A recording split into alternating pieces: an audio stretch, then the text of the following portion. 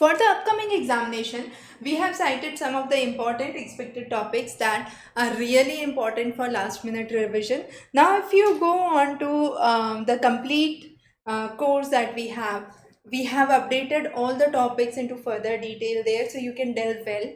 Now, some of the important topics. Ramsar site, so far 10 new sites have been recently part of the Ramsar Convention from India, and these 10 have been really important.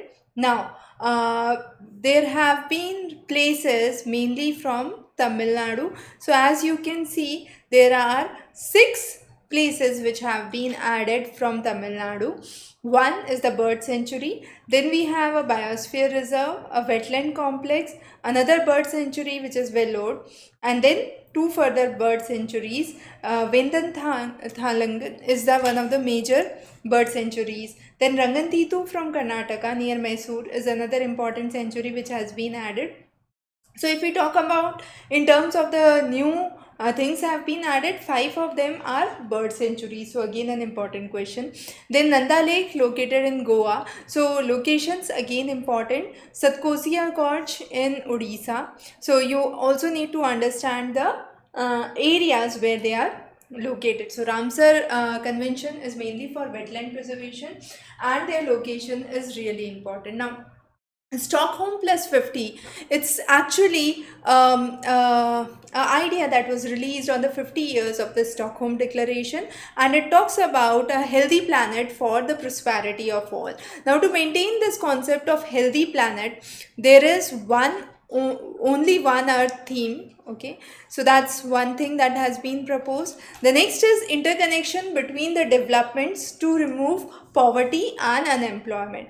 So 2 important propositions that have been laid down. The next is how to make carbon neutral. Now, what is carbon neutral?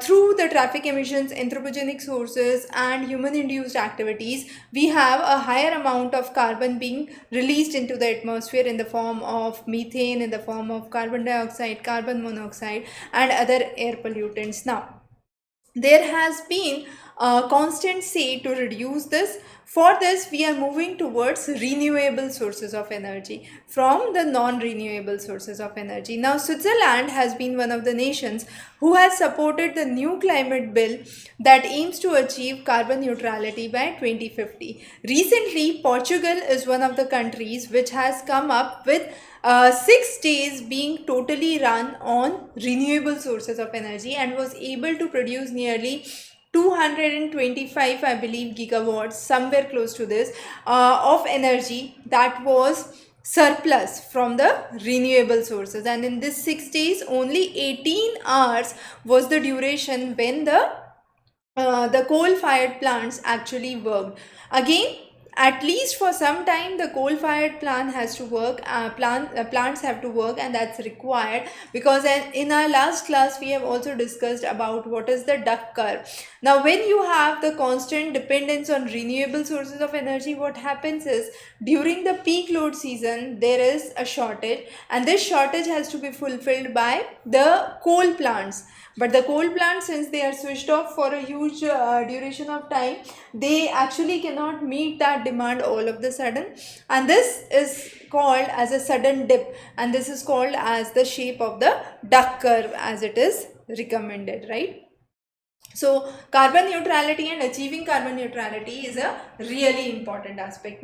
Now, next, environmental impact assessment. Recently, certain amendments have been made to the EIA Act. The ports which exclusively deal in fish handling have been exempted from it. Very important. There has been exemption to the thermal power plant up to 15 megawatts based on the biomass or the non-hazardous waste that they are generating, right? And this non-hazardous waste should be municipal solid waste. There has been another exemption that has been brought, and that is for the highway projects in the strategic areas.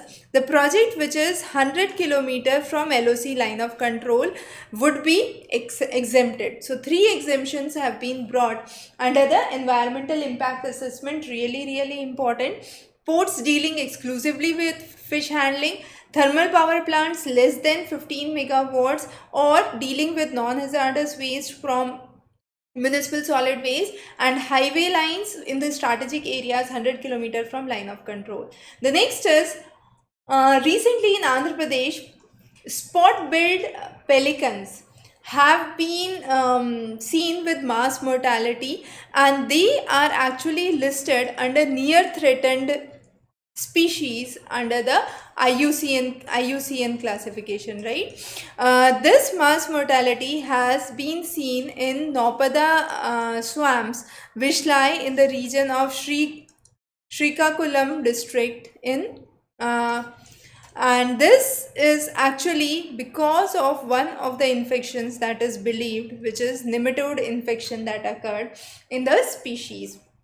India has established its first geological park at Jabalpur in Madhya Pradesh, and this is known as Lamheta. That's the name of the geological park in this region.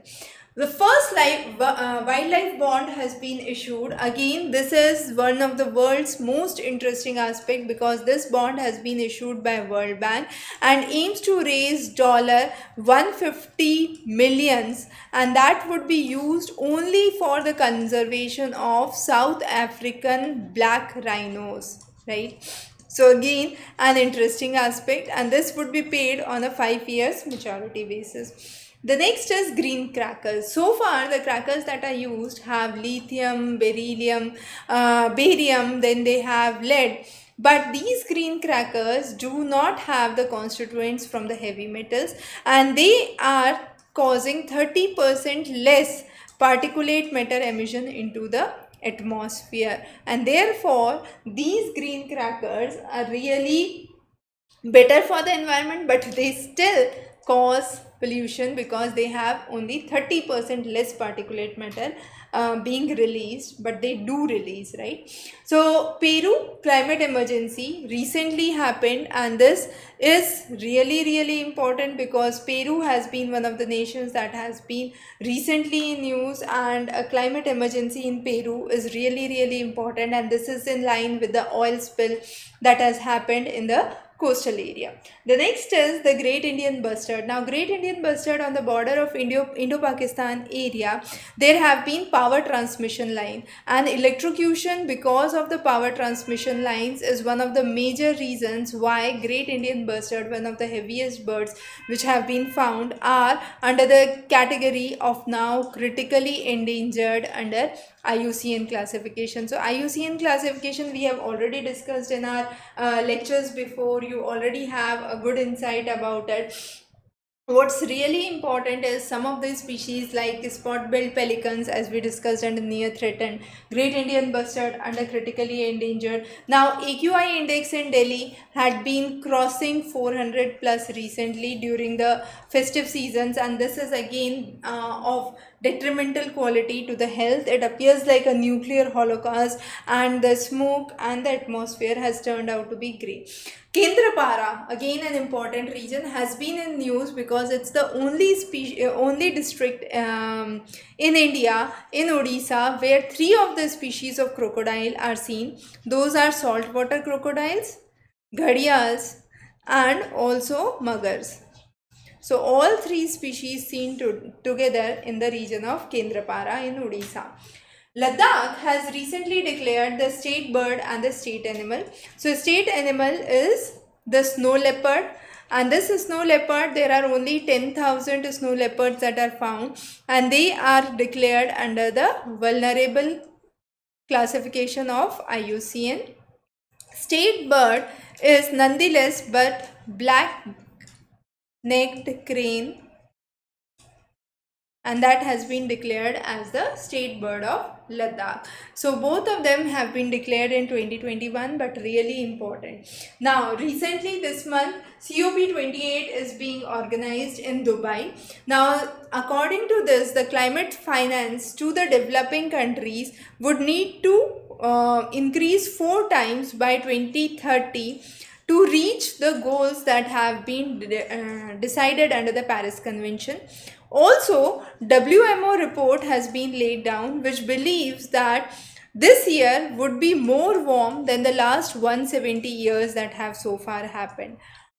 There have been Cyclone Freddy which has been accelerating towards the Antarctic Sea, and it has led to immense loss of the glaciers, intense warming activities in the initial first 10 months itself for 2023. So two important culprits that have been cited, one is the cyclone Freddy and the other is Libya Medicane, right? So both of them have been considered detrimental. Now recently there has been a study which has released, and this talks about the byproduct from sugarcane press mud, and this could be used as a kind of compressed biogas. Now, this compressed biogas can be used as a fuel, and this byproduct is generated at a huge amount. It believes that nearly a valuation of 2484 crores can be generated through creating compressed biogas from press mud.